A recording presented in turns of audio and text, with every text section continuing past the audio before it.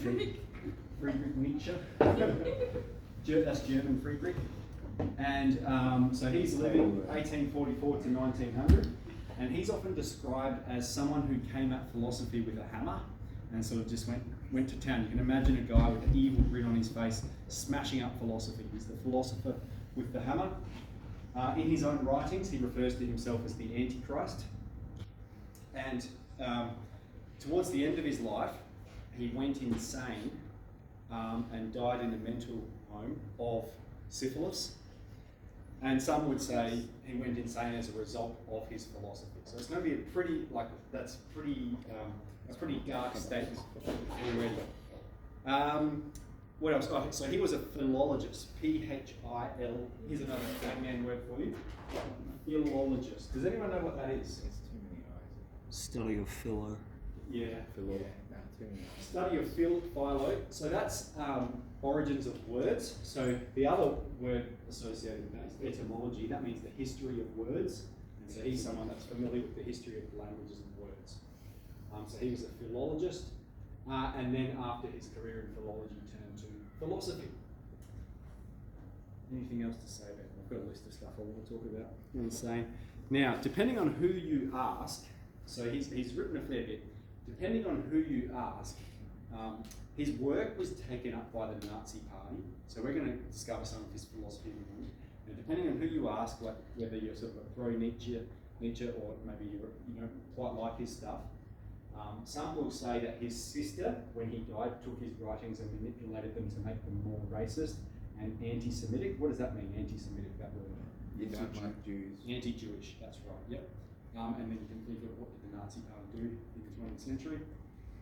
But there are others that say, even apart from his sister's doctoring or editing of his work, there are still those racist traits present in his writings. So he's writing in a time, 1844 to 1900, that's when he lived. It's post-Enlightenment. And so what is the Enlightenment? But it's a period in history where lots of things sort of happened. Okay, you think of continental Europe was largely Christian. Continental Europe, largely Christian. Yeah, do your printing, mate. Largely Christian, so everyone there is sort of subscribes to this same metaphysical belief. Okay, everyone in continental Europe for a very long period of time. Everyone's Christian. Okay, and then what's happening during the Enlightenment is we have what's called the separation of church and state. So all of a sudden, the government is not the king who is crowned by the Pope and the bishops, but the government becomes separate from the church. And so we have our politic and we have the church, and they are separated from one another. They're severed. The union between them broken. The other thing that's happening during this time is it's a period of hyper-rationalization and sort of scientific development. So you have people like Newton and Copernicus and Leibniz and so forth, creating this mechanistic model of the universe. Charles Darwin, okay, who wrote on the origin of species, and his theory of natural selection. So we've got all this sort of scientific evidence mounting that's plugging in these holes that people would have assumed was caused by God. They look around, they see how complex and beautiful the world is. Oh, God made it. It affirms my metaphysical narrative, my beliefs about the world. But then you have Darwin coming along saying, well, here's a simple theory that can explain all that complexity. Darwin himself was a theist. He did believe in God. He was a Christian. And he was conflicted about his findings and his theory. So anyway, you have all that development happening. And another interesting point to make about the Enlightenment, it's also the time when coffee got to Europe. And so instead of drinking, low-strength beer at 9 o'clock in the morning, people were drinking coffee.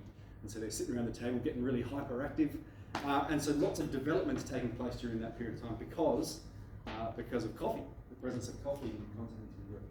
So that's the Enlightenment, all right? So if you think of Europe pre-Enlightenment, everyone's got this shared metaphysical idea. God, and because of God, I have my place and my purpose, and it doesn't matter where I'm located in the hierarchy, whether I'm a lord or a king, or whether I'm a peasant, I have a purpose. All right? I have a purpose, I have meaning, and there is an objective morality. So, that's enough said about that. So then, one of his most famous lines from his works. This is Friedrich Nietzsche. He says, God is dead. And not like we've crucified Christ, like something else. Because of our scientific developments, because of the knowledge that we have now, God is dead. So, Nat, can you read that for me? God is dead, God remains dead, and we have killed him. How shall we comfort ourselves, the murderers of all murderers? What was the holiest and mightiest of all that the world has yet owned, and has bled to death under our knives? Who will wipe this blood off us? What water is there for us to clean ourselves? What festivals of atonement, what sacred games shall we have to invent? Is not the greatest of this deed too great for us? Must we ourselves not become gods simply to appear worthy of it? Excellent. So, this pronunciation is not a joyful announcement for Nietzsche. He's saying, these are the consequences of the Enlightenment, and because of it, people aren't going to act morally anymore. In a manner, he foresaw the atrocities of the 20th century. You think communism? 100 million deaths, right? Just by people being starved because they're trying to implement a political system. People not treated with dignity, but rather treated as material objects to move from one place to another or dispose of. So he sort of foresaw that. Not a joyful pronouncement for him. Okay? So he's saying, yeah, God's dead. God's dead because of science. We can't believe in that metaphysical narrative anymore. It's all good. Because of science, we can't believe in that narrative anymore. So he says, because God does not exist, because God is dead, therefore we have to affirm nihilism. So nihilism is the belief that with life there is no meaning whatsoever. There's no point, there's no purpose, there's no justice, no such thing as truth. It's all indifferent matter in the void. We think of all of the virtues, maybe truth, honesty, loyalty, love, caring. That doesn't mean anything. It's just empty matter in the void. So he looked at that and he said, this is the way things are. But perhaps one way we can transcend this bleak reality is to become Ubermensch, okay? Which is German for Superman or overman, all right? And to be an Ubermensch is to be someone who transcends traditional modes of morality. It is someone who creates their own purpose and creates their own morality. It is someone who is not subject to the dictates of traditional Western modes of being. Someone who's psychologically strong. Someone who lives just in this world. One of Nietzsche's criticisms of Christianity and all the other religions is that they're all concerned with some afterlife and they don't focus on the here and now. And because they're so preoccupied with an afterlife, that's where they focus on things like justice and so forth. What else about that Ubermensch? Creates their own meaning and morality. And so this is interesting because he's looking at science and he's reading Darwin's work and he's going, look at those apes, they're an ancestor of ours, and look how much better we are than the apes, is what he's saying, how much better we are than them. And he says, now this stage of Ubermensch, this is the next necessary stage in our evolution. We've gone from a single cell of bacteria in the ocean to sort of a complex automaton like a chimp to a thinking, rational being, but we're oppressed by this sort of traditional way of acting, by this morality that's not really objective, that we're coerced into acting on. And he says, so to be an Ubermensch, that is our next stage of evolution, that we must rise above the narrow limits of humanity as it stands at the moment.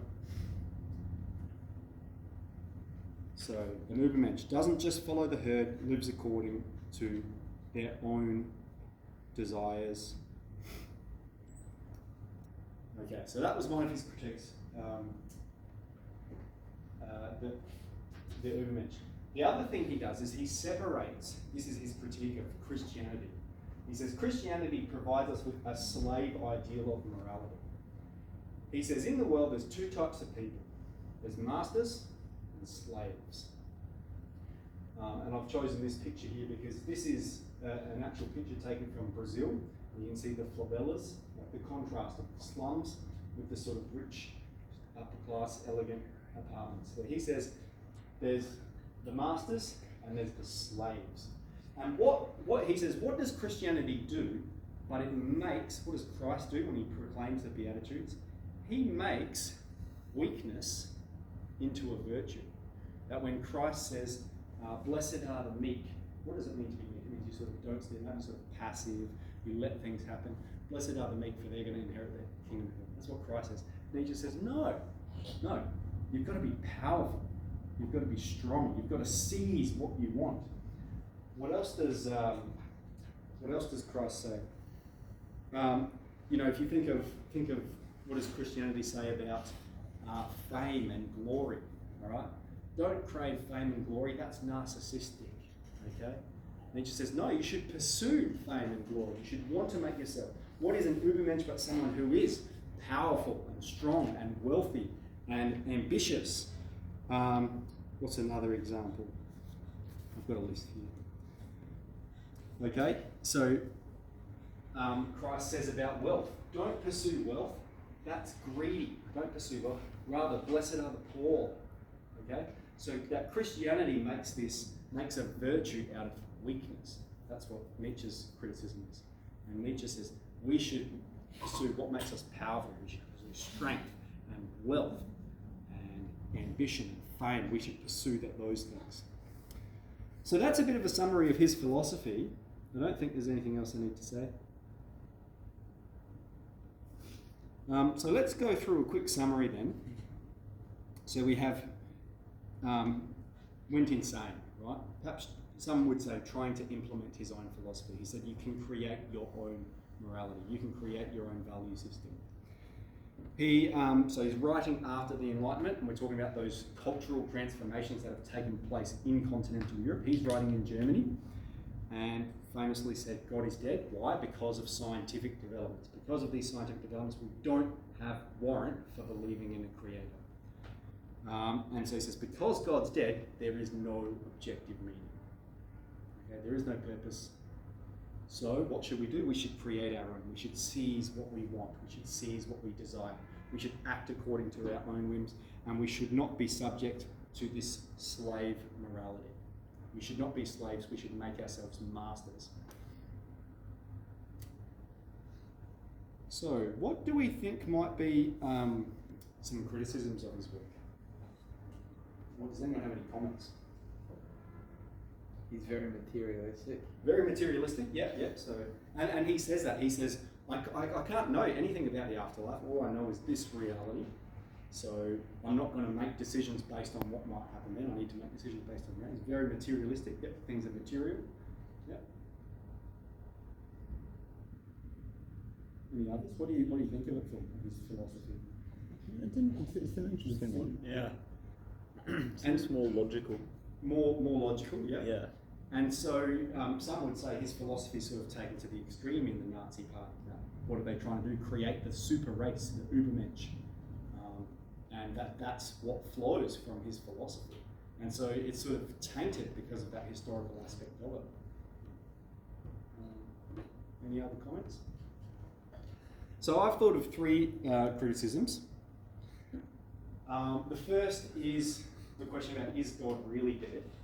So he's saying, his claim is that because of science, we don't have warrant for believing in God. But there are many theists who would acknowledge both science and the existence of God. They say, science, we'll do this when we get to epistemology, I think we'll make that separate distinction. But guys, science and religion are not in conflict. They answer different questions. Science explains how things happen.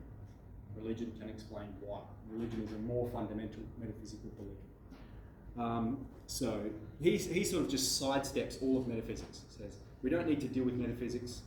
And he's more just talking about like commenting on culture and ethics. The second point is the utility of herd morality.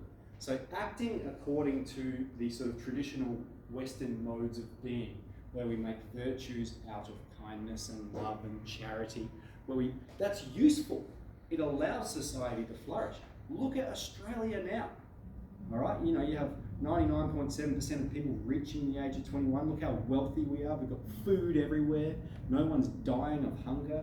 Like, it's a beautiful place to live, and it's a result of us treating one another kindly, us acting according to the herd morality. And then the third point is, you know, go ahead and try and make your own value structure. That is, that's what Raskolnikov does in Crime and Punishment. Is that he says, I'm more reasonable, I'm a better thinker, I'm going to commit this atrocity on this woman and steal her money. And he goes ahead and tries to do it, and he suffers this complete breakdown because of it. So yeah, if values really are malleable, well, try it. Try do it, see what happens. And maybe that's what we've witnessed in the 20th century, all those atrocities under communism and the Nazi Party and so forth. Okay, so let's read through these discussion questions and then we'll go answer them ourselves. So just 3 questions. So, is Nietzsche right to suppose that without God, there is no objective meaning? All right, I've put objective. I originally had just meaning. There is no meaning. But then his implication is we can create meaning. So I think his ultimate claim is there's no meaning beyond our own creation order. That's the first question. Second one, you can describe these 2 properties. But the third one, I want to talk about this question and maybe get some of your points and see what you guys think. Because Aristotle says we should try to be virtuous people. All right. Let's read it. Aristotle says, don't be a slave to your passions. Don't be don't be like an animal where you just act according to your instincts. Reason, our ability to reason, to form logic and mathematics, and moral action, the ability to choose to do the right thing, that's what separates you from the animals. That you are you have a specific difference from animals. You're both reasonable and you have the capacity to be moral. Is Nietzsche telling you to be a slave to your passions? Is he telling you to be an animal? Nietzsche's claim is this is the next stage in our evolution. We're going to transcend this herd morality. Aristotle says, no, this ideal of herd morality, Nietzsche's taking us back to being animals. He just wants us to act however we feel like it. He just wants us to be hedonists, to sort of seize out the will to power, to seize power and take it, and to make ourselves Ubermensch. So what's his question saying? Does Nietzsche's morality reduce us to our base animal instincts? Or does it take us to the stage of Ubermensch? What do we think about that last one? This is the one I sort of will discuss it. Seems like a step back to me. Seems a step backwards to you, you reckon? Yep. Yeah. Aristotle right, I think. Aristotle was right, yeah, they had it right 2,500 years ago. Caitlin? Yep. Emma, what do you think? I don't know. No, you want to seize power, make yourself a superwoman? Not really. Not really, no. Yeah, Mercedes? I don't know. Seems a bit over the top. See, you can understand, why he's described as a philosopher with a hammer. He's just gone bang, bang, bang. Mash up. Don't listen to what those old philosophers have said. Have a listen to this. Yeah, Billy? Well, I think both Nietzsche and Aristotle are both opposite sides of the coin. Yeah. Both to the extreme. Yeah. So I think most people would lie somewhere in the middle. Yeah, absolutely right. That is a really insightful point because, do you guys know anyone that's perfectly virtuous as Aristotle would describe them? I certainly don't. Marcus Aurelius. Marcus Aurelius, yeah. Do you know someone personally? You know, and so you do know people that's. I'm sorry, I don't know you guys that well. You do know people certainly that don't always act according to herd morality. That's what we mean when we judge people for doing the wrong thing, for not putting the trolley away, you know, you know, we say they're not conforming to the herd morality. You know, those are bad people. So we see people around us do those sorts of things all the time. Nietzsche describes the difference between a Superman and a sort of a slave is like the difference between an eagle and a pigeon. We were talking about pigeons the other day. All right. So an eagle is someone that just sort of eats whatever it wants, isn't it? It's a bird that doesn't have any qualms whatsoever. And we don't look badly upon an eagle because it's eaten a baby pigeon. All right. But yet the pigeons don't go around sort of asserting themselves like the eagle. They're not the powerful ones. So he says you've got to make yourself like an eagle. You've got to be powerful. But really insightful point is people aren't exactly virtuous like Aristotle are, and they're not exactly supermen like Nietzsche wants them to be. They're sort of halfway between. So then the question is, which way should we go? Should we go towards Nietzsche and just sort of assert our will on the world, or should we try and stave down those animal-based instincts and make ourselves more virtuous people? So I'm looking forward to having a read of what you guys write here. But I will stop there. So let's go answer this in our